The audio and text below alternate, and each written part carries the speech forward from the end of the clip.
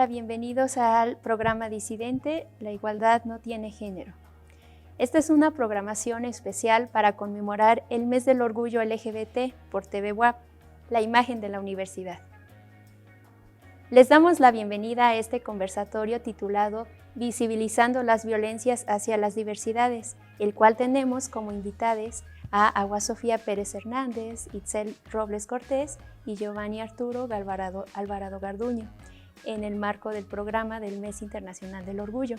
Agradecemos asimismo al doctor José Alfonso Esparza Ortiz, rector de nuestra universidad. Asimismo, un agradecimiento a todas las personas quienes hacen posible esta transmisión. Y pues bueno, a continuación presentamos a los ponentes del día de hoy. Se encuentra en este espacio Agua Sofía Pérez Hernández. Ella es graduada recientemente de la licenciatura de Relaciones Internacionales por la UAP. Ella ha participado en conversatorios y mesas dedicadas a abordar el tema sobre la comunidad LGBT, así como también ha tenido la oportunidad de trabajar junto a activistas que promueven los derechos humanos de la misma comunidad. Bienvenida, Agua Sofía. Gracias. También tenemos en este espacio a Itzel Robles Cortés. Ella es estudiante de la licenciatura en Antropología Social de la Facultad de Filosofía y Letras por la UAP. Ella es integrante del Seminario de Investigación Antropología de la Sexualidad, Cuerpo y Género. Se encuentra elaborando su proyecto de tesis sobre la constitución de la ciudadanía en jóvenes de una institución civil militarizada en el estado de Oaxaca. Bienvenida, Itzel. Gracias. También tenemos en este espacio a Giovanni Arturo Alvarado Garduño. Él es estudiante de Antropología Social por la Facultad de Filosofía y Letras de nuestra universidad. Él forma parte del Seminario de Investigación de Antropología de la Sexualidad, Cuerpo y Género, dirigido por el maestro Abel Lozano Hernández, y se encuentra actualmente elaborando su proyecto de tesis en torno al consumo de moda como una tecnología de género en jóvenes universitarios. También es miembro del Observatorio Universitario por la Prevención y Atención de la Discriminación y Violencia de Género en nuestra institución. Bienvenido, Giovanni. Hola. Pues bueno, vamos a empezar con nuestra primera pregunta. ¿Qué es la violencia y por qué visibilizarla hacia las diversidades? Hola a todos, es un placer estar aquí y muchas gracias por esta invitación para poder compartir este espacio con mis compañeros. Ahora bien, para comenzar a abordar la pregunta de qué es la violencia y por qué es importante visibilizar aquella que se ejerce en contra de la comunidad, planteo desde un punto de vista muy particular que este tipo de preguntas son un poco ociosas. ¿Por qué? Porque para mí la violencia es demasiado visible. La violencia se expresa y se manifiesta en todas partes. En realidad, la violencia, de alguna u otra forma, tiene algún vínculo con cada una y cada uno de nosotros. Es un fenómeno tan común, es una práctica tan cotidiana que la hemos normalizado, la hemos naturalizado, al grado de que forma parte intrínseca de todas nuestras relaciones sociales. Desde mi punto de vista, todos tenemos conocimiento sobre la violencia, sabemos de qué se trata, sabemos de sus efectos porque ha sido parte de nuestra experiencia o de alguna vivencia cercana. Lo que pasa aquí es que, desde mi punto de vista, poco hemos reflexionado sobre el tema, pese a toda la exposición que tenemos sobre el mismo en medios de comunicación, en redes sociales, con nuestra familia, con las amistades y en todos los círculos en los que pues nosotros convivimos. No obstante, para entender la violencia, primero pues es bueno definirla. ¿Y cómo la podemos definir? Bueno, yo la defino como este conjunto de acciones, ideas, prácticas, discursos y circunstancias que se ejercen dentro de configuraciones contingentes de poder en contra o en detrimento de la parte que ha sido inferiorizada por los sistemas de jerarquización que pues básicamente controlan nuestra vida social.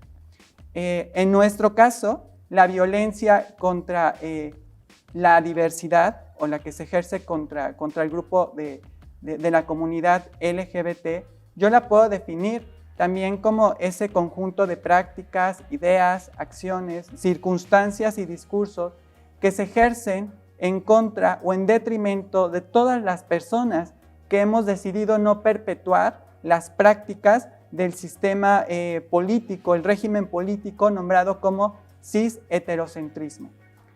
No obstante, y por otra parte, en realidad creo que el tema para mí no es visibilizarla, porque para mí queda bastante clara la violencia que, por ejemplo, ejerce esta entidad omnipresente y omnipotente que llamamos Estado, al negarme una identidad jurídica con una acta de nacimiento rectificada que pueda darme el privilegio, porque hasta para eso es ya un privilegio, poder reconocer y poder solicitar un cambio de género. Entonces, ese tipo de violencia, por supuesto, que perpetúa las prácticas de omisión, exclusión, persecución y, por supuesto, que de silenciamiento, ¿no? Pareciera que mi condición humana no es suficiente porque pues no he continuado con estas prácticas del sistema heterocéntrico y, por lo tanto, esa violencia se ejerce. Otro tipo de violencia que es bastante visible para mí es justo en estos momentos, ¿no? Porque si bien es cierto que nos están brindando el espacio para poder hablar de estos temas, para que nosotros nos podamos comunicar con un público más amplio, en realidad solamente se nos hace una invitación al año, cuando pues en realidad creo que tenemos voz todo el tiempo, ¿no? Pareciera ser que este tipo de prácticas repite esa cuestión de que somos lo diferente, somos lo exótico, somos lo raro, a lo que solamente se le permite ser visible una vez al año. Y eso porque yo te doy permiso, ¿no? Y eso porque yo soy tan condescendiente como para abrirte mi espacio. Entonces, obviamente sí ha sido gracias a una lucha constante a través de muchas décadas, pero que en la actualidad no tenemos o no contamos con un espacio para la diversidad. Solamente somos relegados al mes una vez al año, ¿no? Entonces, pareciera ser que solamente tenemos voz una vez en los 365 días. Por mi parte, realmente creo que, como lo decía, el tema no es visibilizar, sino más bien concientizar sobre esa violencia que existe y cómo estamos injertes dentro de esas prácticas, ¿no? Concientizar, para mí más que visibilizar, es el aspecto o la fase del proceso que nos va a ayudar a movernos, que nos va a ayudar a agenciarnos, que nos va a ayudar a organizarnos, a articularnos en red para generar evidentemente respuestas hacia esa violencia. Muy bien, gracias, Sofía. Giovanni, ¿gustas abordar algo? Sí, claro. Estoy totalmente de acuerdo en que la violencia es algo que está ahí, que está presente, que está en todos lados y es pues bien complicado, a veces hasta contradictorio, porque está ahí y al mismo tiempo parece que no está, ¿no? Está y no está. Es a veces invisible, pero más que invisible es que la hemos normalizado. Mucho tiene que ver con conceptualizaciones que se han hecho, por ejemplo, de llamarla como violencia simbólica o violencia cultural, en tanto es la cultura y esas significaciones o esas maneras en las que estamos simbolizando un montón de actos, prácticas, discursos, condiciones, que se han naturalizado a tal punto que decimos, pues es así, ¿no? Las cosas son así, ¿para qué te quejas? ¿Para qué dices? ¿Para qué hablas? ¿Quién te va a escuchar? Nadie te va a escuchar, ¿no? La violencia sí que es tan canija que está ahí y no está ahí, en tanto que pareciera que solamente es violencia cuando se trata de una violencia física, cuando te secuestran, cuando te matan, y ojo que eso también es muy importante problematizarlo, pero hay que ir más allá. Hay autores, por ejemplo, que plantean que podríamos ver a la violencia como un iceberg, en donde lo más visible es como un pedacito, ¿no? Así por arriba del mar, pero lo más denso está abajo. La mayor parte del iceberg está oculta y está ahí oculta como bromas, está oculta como chistes, está oculta dentro de los mismos discursos que reproduce la publicidad, la televisión, el cine, el mismo arte. Y también, sí, estoy bastante de acuerdo en que pues más que visibilizar, hay que concientizar, porque a veces la visibilización lo que conlleva es a crear un otro exótico, si no se hace desde un enfoque crítico. Y ese otro exótico muchas veces construye pues ciertos estereotipos y ciertos estigmas de lo que tiene que ser el joto, de lo que tiene que ser el marica, la lencha, la persona trans. Entonces, pues creo que me quedo con esto de decir que la violencia es algo pues tan estructural que está ahí, que inclusive la violencia forma las subjetividades, forma sujetos. Lamentablemente es de alguna manera una forma de tecnología social o técnica, si le queremos llamar así, que nos encamina a ciertas perspectivas, a ciertos panoramas del cómo nos vamos a comportar, del cómo nos vamos a sentir, de cómo vamos a pensar. La violencia forja géneros, la violencia forja la manera en la que expresamos la sexualidad. En ese sentido, pues sí es bien importante estarla criticando, estar constantemente pues ahí con el dedo, ¿no? En la llaga para visibilizar, más que para visibilizar, para apuntar. Esto es violencia, aunque tú no lo estés viendo de esta manera. Muchas gracias, Giovanni, gracias, Sofía, por estas aportaciones tan importantes. Vamos con la segunda pregunta ahora. ¿Cómo se expresa la violencia y hacia las diversidades y de dónde se origina? Muy bien. Bueno, quisiera partir de la idea de dónde se origina. Si quisiéramos buscar como un origen de la violencia, yo creo que lo podemos encontrar desde la idea de la discriminación. Y hay que entender o ir como categorizando qué es eso de la discriminación, ¿no? Porque muchas veces buscamos en el diccionario discriminación y encontramos como conceptos lexicales, si así les queremos llamar, en tanto discriminación como cuando apartas algo de un grupo, ¿no? No sé, estás hablando de números y discriminas ciertos números o ciertas palabras. Esa es como una forma de definirla. La otra se orienta a un lado más desde el horizonte de lo político y de lo social, donde nos está hablando ya de una exclusión y de una desigualdad en torno a el acceso a ciertos derechos, bienes, servicios. Sin embargo, aún se queda corta.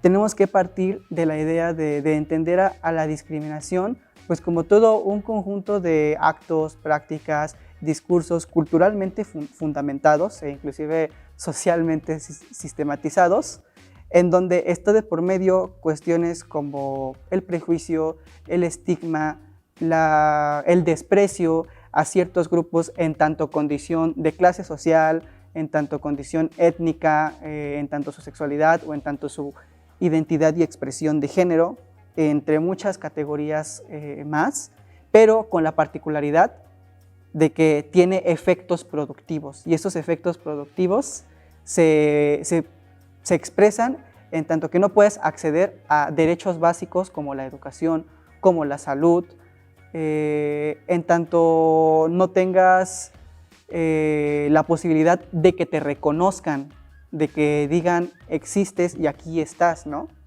E inclusive si quisiéramos irnos un poquito más atrás y todavía ahondar más en esta cuestión del origen de la violencia, lo podemos estar fundamentando en la construcción del otro o en la construcción de la diferencia. ¿Por qué? Porque históricamente los grupos hegemónicos han conceptualizado a ese otro diferente como menor, ¿no? Como algo abajo en esta escala social o dentro de las jerarquías. Ya sea que desde un eurocentrismo, ver a grupos indígenas de otros países como menores, desde un androcentrismo, poner al varón arriba de la mujer, desde un heterocentrismo, ver a los heteros, pues en esta escala como de la normalidad y de lo que tiene que ser como pues el camino a seguir, ¿no? Y en ese sentido se construye un otro totalmente diferente que tiende, y a esa diferencia es que se llega a la discriminación y se legitima, pues que si como es diferente a lo hegemónico o a lo normal, pues es totalmente legítimo que se le excluya. Y aquí es algo bien importante, son categorías que van saliendo, La exclusión social es el punto máximo de la desigualdad. En ese sentido, viendo este origen de la violencia, aquí es donde lo encontramos en todo esto que he venido explicando. La violencia, dentro de algunas discusiones que igual hemos ido construyendo dentro del seminario de Antropología de la Sexualidad, Cuerpo y Género, es una expresión o es una forma de discriminación. Y como también venimos platicando, pues la violencia en ese sentido no nada más es lo físico o lo visible. La violencia va más allá. En ese sentido, pues se expresa de diferentes maneras, podemos ponerle muchos apellidos, si quieren, a la violencia en torno a violencia política hacia las mujeres, violencia de género, violencia simbólica, violencia cultural, y lo que causa la violencia, o cuáles estos como efectos productivos de la violencia, además de construir sujetos, también va conceptualizando o va construyendo qué sujetos importan, o como lo diría Judith Butler, por ejemplo, qué cuerpos importan, e inclusive qué vidas son llorables y qué vidas no lo son. Yo creo que ese es uno de los efectos productivos pues, más densos de la violencia, el decir tú importas, tú no importas, tú sí, tú no. Gracias. Sí, bueno, respecto a esta pregunta, igual con el comentario de Gio, pues me venía a la mente, ¿no? Cómo es que también siento que está sustentado bastante en este pues pensamiento, por una parte dicotómico, ¿no? Como se señalaba, ¿no? De que siempre pareciera que hay un arriba, un abajo, ¿no? Una jerarquización. Si hay un otro, pues es como la otra parte de lo normal, ¿no? Lo normal, lo anormal. Y esto recae, ¿no? En esta separación que pareciera justificada y que además también me parece que el otro punto que hay que criticar para señalar es la construcción del conocimiento. Eso me parece muy importante. ¿Por qué? Porque muchas veces esta misma violencia está siendo legitimada por otras instituciones, por ejemplo, la médica, desde la academia, ¿no? La científica, a través de discursos que en vez de contribuir, ¿no? a esta lucha pareciera estar mermando. Por poner un caso en específico, ¿no? Respecto a esta forma en que se expresa la violencia, me parece que ha estado surgiendo mucho sobre las terapias de conversión. Eso me parece algo muy preocupante y justo por cómo se ha venido construyendo todo esto. ¿Por qué? Porque está basado, ¿no? en muchas veces ciencias, ¿no? Como la psiquiatría, la psicología, el saber médico, y que es a partir de estos preceptos que se toma como verdadero, ¿no? Otra vez volviendo a esta parte dicotómica de si hay alguna verdad, pues es única, y en contraposición, pues todo lo demás es falso, ¿no? Entonces me parece que eso es algo a lo cual hay que enfocarse, ¿no? También ser críticos con estas verdades únicas, la verdad científica, ¿no? Que ahora se ha vuelto como la expresión máxima de lo que es y cómo debe ser, ¿no? Entonces, siento que es por ahí también un tema bastante importante, ¿no? Cómo se va a construir el conocimiento, cuáles son las fuentes que se está retomando y las voces, ¿no? Que van a ser validadas, como señalaba Gio. ¿Quién puede opinar sobre qué tema? Y también, pues, ¿qué se está diciendo? Retomo lo que decía Agua, ¿no?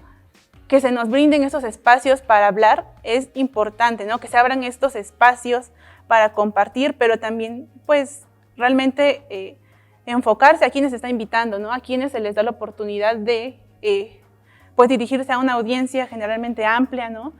Entonces, yo creo que podría ser por ahí un poco. Sí, totalmente de acuerdo, y creo que inclusive se expresa con la idea del closet. Es decir, nunca estamos totalmente afuera o totalmente adentro del closet, porque todas estas ideas, todos estos prejuicios, estigmas, lo que causan es que andemos como con un pie fuera y uno adentro del closet. A veces esta idea del closet pues, puede fungir como una forma a veces de resistencia o como una forma de protegerte, ¿no? Pero al final de cuentas es una expresión más de la violencia, en tanto no puede salir, ¿no? En tanto, como decía Agua, pues parece que nada más es en el mes del orgullo donde te permiten ser joto, donde te permiten ser lencha, donde te permiten ser persona trans, donde te permiten ser persona queer, y el resto del año calladito. Entonces, creo que sí es una forma también en la que se expresa la violencia, en la que también lo podemos estar condensando, ¿no? La idea del closet.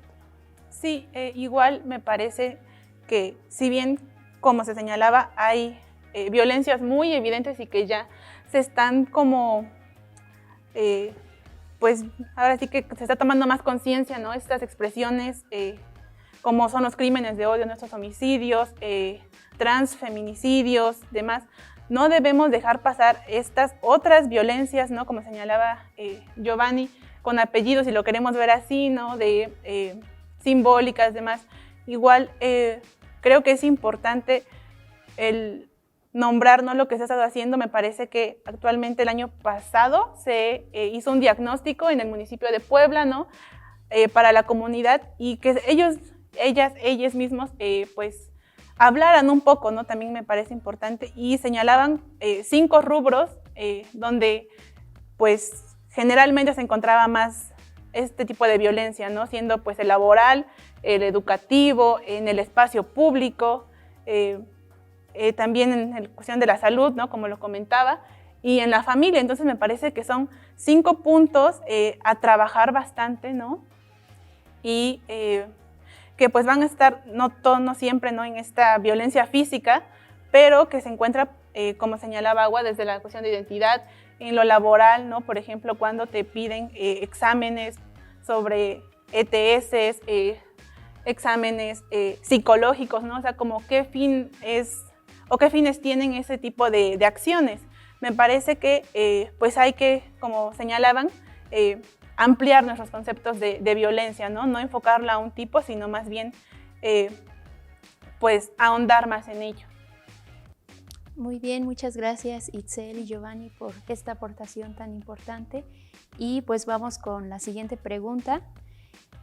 ¿Cómo manejar, cómo combatir la violencia y qué viene después de identificarla?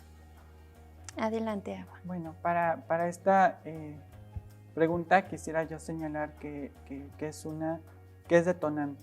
No solo en el sentido de que cada persona que experimenta esa violencia, que conoce sus efectos y que sabe de qué trata, debe de encontrar una propia respuesta, sino más por el hecho de que hay una respuesta que en realidad puede ser muy explosiva, ¿no? Pero pues en realidad en la primera parte creo que una vez que identificamos que somos objetos de violencia, creo que la forma más indicada para manejarla es pedir ayuda, recurrir a grupos de apoyo en los que pues se trata este tema, ¿no? O se trata el tema determinado sobre el cual tú eres sujeto de violencia.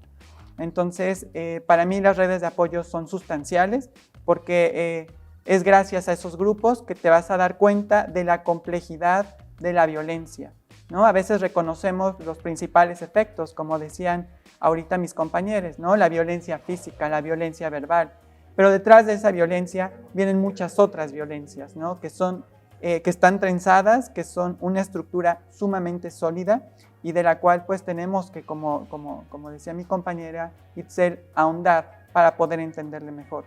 Sin embargo, creo que la primera respuesta es buscar protección, evidentemente, buscar salvaguardar nuestra dignidad y planear una respuesta, ¿no? Sin embargo, yo decía que en realidad esta pregunta es explosiva, porque desde mi punto de vista todos los protocolos, los lineamientos, los reglamentos que existen para tratar temas de violencia, ya sea en el Estado, en las instituciones educativas como la universidad, ¿no?, y en muchos otros espacios como los laborales, los médicos, creo que están elaborados desde la visión de esas personas que perpetúan la violencia. Entonces, creo que ante este hecho, pues evidentemente esos protocolos, esos lineamientos, desde mi punto de vista, están hechos como para pacificar a las víctimas de la violencia.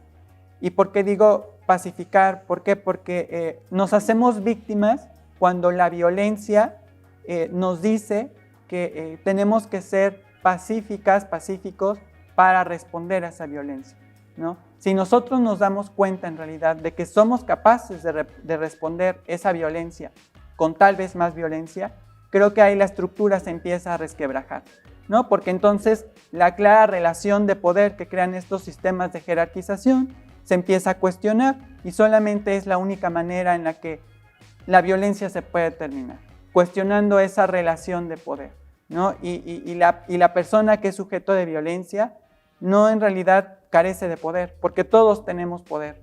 Pero este discurso pacifista nos hace pensar que no, que solamente somos víctimas, objeto de este tipo de prácticas. Sin embargo, cuando nosotros reconocemos que podemos responder de la misma manera, creo que las cosas empiezan a cambiar. Y desde mi punto de vista, cuando reconocemos esto, lo más importante es articularnos, ¿no? Porque como comunidad yo creo que pues somos muy diversa dentro de la mal denominada diversidad sexual y el diálogo tiene que existir, dado que hay una violencia internalizada, ¿no? Internalizada no solamente en la comunidad, que se ejerce de unos sectores hacia otros, sino esa violencia que ejercemos para nosotras, nosotros y nosotros mismos.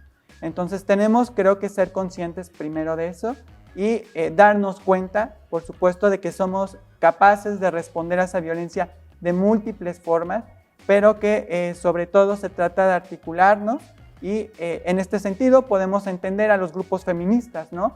Cuando salen a romperlo todo, porque evidentemente el Estado es un ente que no les está haciendo caso, que ante la ola de feminicidios que ha habido no solamente recientemente, sino desde hace mucho tiempo, nunca ha hecho nada. Y el discurso es pacifista, ¿no? No te expreses así, no llames la atención, una mujer no se comporta así. Sin embargo, cuando se hacen violentas, realmente se vuelven a agenciar de ese poder que tienen, de ese poder para rebatirle al perpetrador esa violencia que se está ejerciendo, ¿no? Y si no van a hablar en nuestros términos, pues nosotros también sabemos hablar en sus términos, ¿no? En esa violencia que ellos expresan. Entonces, creo en definitiva que la cuestión es concientizarnos para articularnos y poder generar respuestas. Muy bien, muchas gracias, Sofía. Muy importante tu aportación. Y pues bueno, ya para ir cerrando, vamos a agradecer tanto a Giovanni, muchas gracias, a Itzel, a Sofía. En verdad estamos muy agradecidos con su participación y por sus tan importantes comentarios. Y pues bueno, agradecemos también a todo el público que nos está observando y pues no sin antes agradecer también al programa Disidente y pues aquí vamos a estar. Hasta la próxima. Gracias.